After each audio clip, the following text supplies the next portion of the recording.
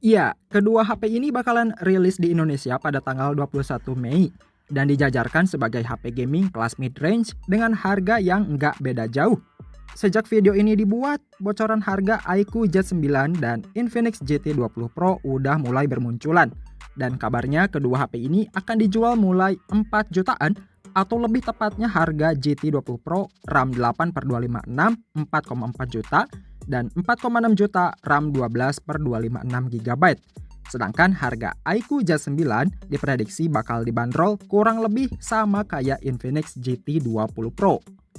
Kalau harganya mirip-mirip, kira-kira lebih worth it yang mana ya? Yuk, kita bahas. Secara desain, iQOO Z9 ini kelihatan lebih kalem, minimalis, dan elegan. Berat iQOO Z9 itu 194 gram dan material backdoor sama framenya pakai plastik. Sedangkan desain Infinix GT20 Pro berbeda 360 derajat, meski bahannya masih sama pakai plastik. Desain HP ini gaming banget dengan hiasan LED RGB setengah melingkar, apalagi ditambah desain garis-garis ala robot mecha. By the way, hiasan RGB-nya ini bisa kita ganti dengan 8 mode dan bisa nyesuaiin interaksi yang udah kita atur. Semisal, bisa saat main game, notif panggilan, dan notif lainnya.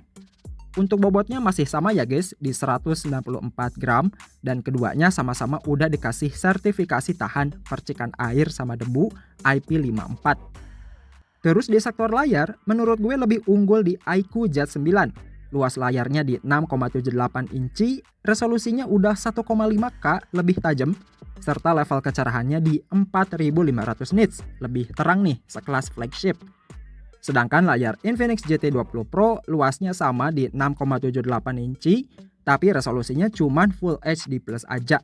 Level kecerahannya 1300 nits dan sisanya di kedua HP ini refresh rate udah 144 Hz, dilapis Gorilla Glass 5 dan support HDR10+ serta Dolby Vision. Sejauh ini di bagian desain dan spek layar ternyata keduanya punya kelebihan dan kekurangannya masing-masing. Infinix unggul di desain belakang, sedangkan iQOO unggul di layar. Lanjut lagi ke bagian kamera, lagi-lagi kedua HP ini belum dikasih ultra wide dan hanya ngandelin kamera utamanya aja. Resolusi kamera iQOO Z9 itu 50 megapiksel with OIS, pakai sensor Sony LYT600 dan sisanya kamera makro 2 megapiksel. Dan kamera selfie-nya 16 megapiksel. Buat perekaman videonya, HP ini mentok di 4K 30 fps, cuman video kamera selfie hanya sebatas Full HD 30 fps aja. Lalu kamera Infinix GT20 Pro resolusinya lebih gede di 108 megapiksel with OIS pakai sensor Samsung HM6 yang ditemani lensa makro sama depth sensor 2 megapiksel. Terus kalau kamera selfie-nya 32 megapiksel yang sanggup rekam videonya 2K 30 fps dan kamera belakangnya sama di 4K 30 fps. Di sini menurut gue kamera yang lebih bagus itu dilihat dari sensor yang dipakai ya guys. Dimana iQOO Z9 lebih unggul, kameranya pakai sensor yang biasanya ada di HP mid-range kelas 4-5 jutaan. Berbeda sama sensor kamera yang ada di Infinix, biasanya ada di HP 2-3 jutaan. Next, yang paling seru dari komparasi antara kedua HP ini dari segi chipset yang dipakai. Meski secara performa dan AnTuTu benchmark mirip-mirip di kisaran 850-900 ribuan poin, tapi di Infinix ada chip tambahan buat optimalin gaming.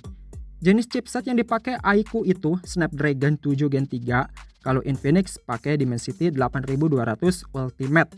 Keduanya jalan di fabrikasi 4 nanometer dan jenis RAM-nya LPDDR5X serta storage UFS 3.1.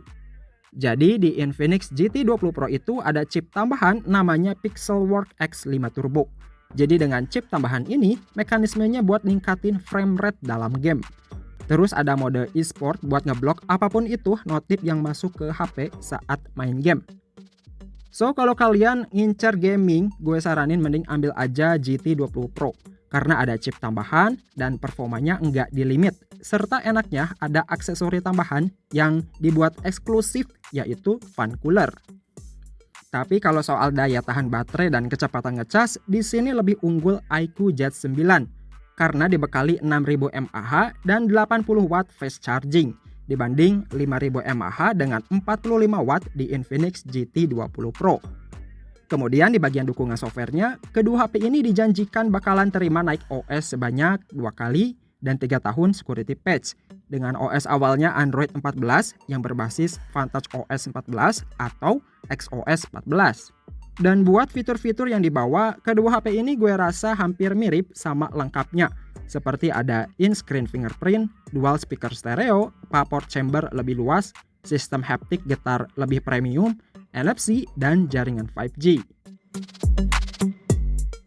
So, kesimpulannya, di harga yang mirip-mirip, di sini lebih unggul Infinix karena ada chip tambahan buat gaming, terus ada edisi khusus lengkap dengan aksesori fan cooler beserta perintilan kecil lainnya buat main game.